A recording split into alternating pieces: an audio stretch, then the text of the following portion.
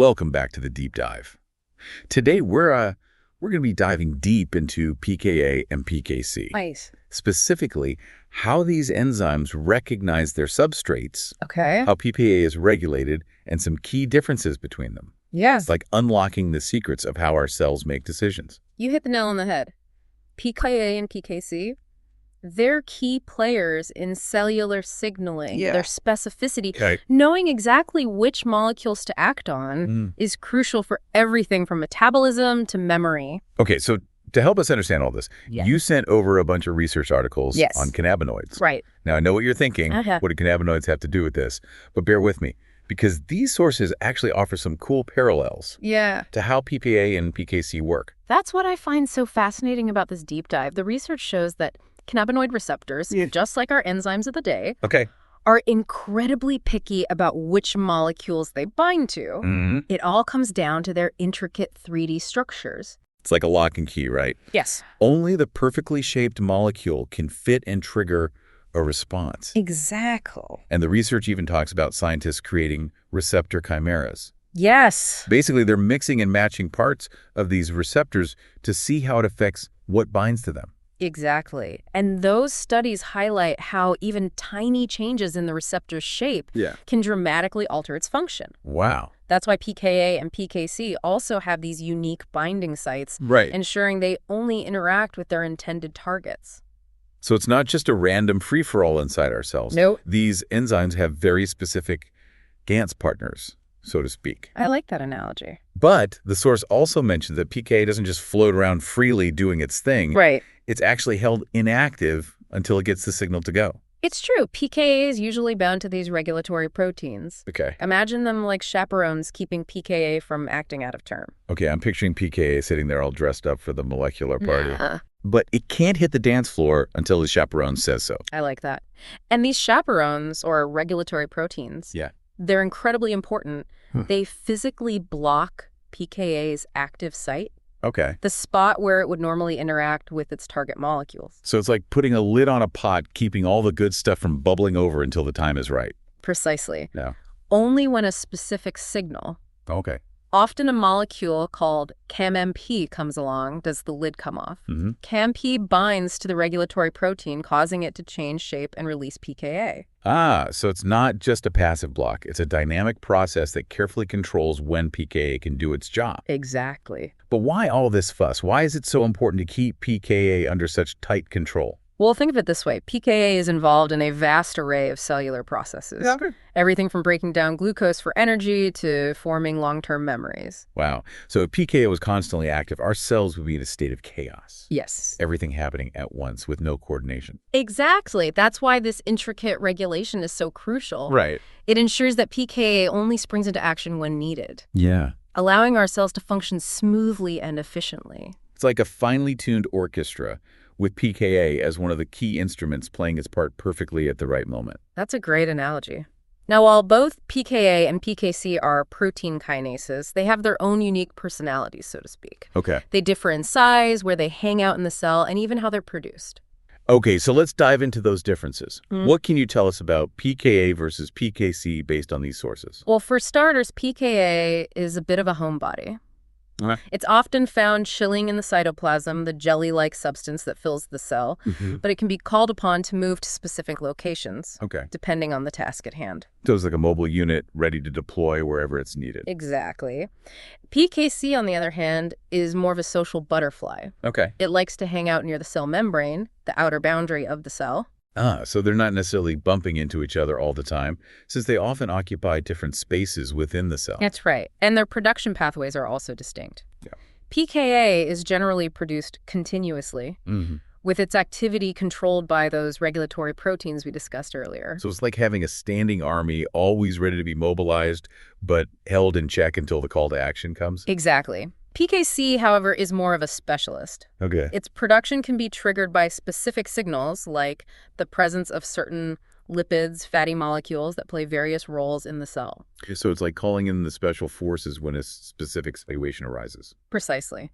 And when it comes to size, pKa is a bit more compact than pKc. So we got these two key players, pKa and pKc. Right. Each with its own distinct personality and style of operation. Yes. But how do they achieve that incredible specificity we talked about earlier? How do they know exactly which molecules to interact with?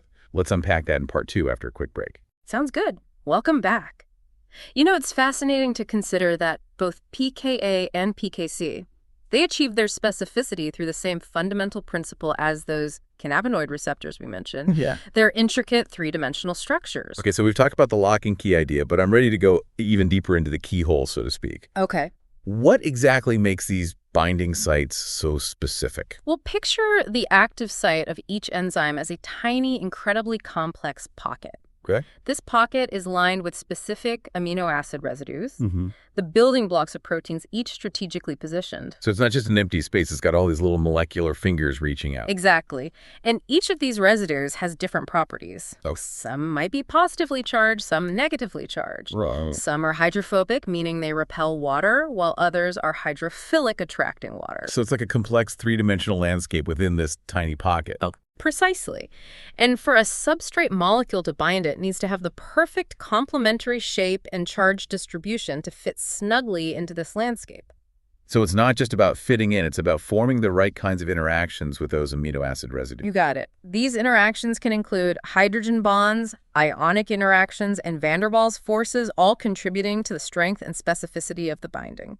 Wow, so even a small difference in a substrate's shape or charge could mean it can't bind properly. Absolutely. That's why PKA and PKC are such picky eaters, so to speak. Right. They only recognize substrates that can form these very precise interactions within their active sites. So it's like trying to fit a puzzle piece into the right spot. Yes. Only one piece will fit perfectly. That's a great way to visualize it.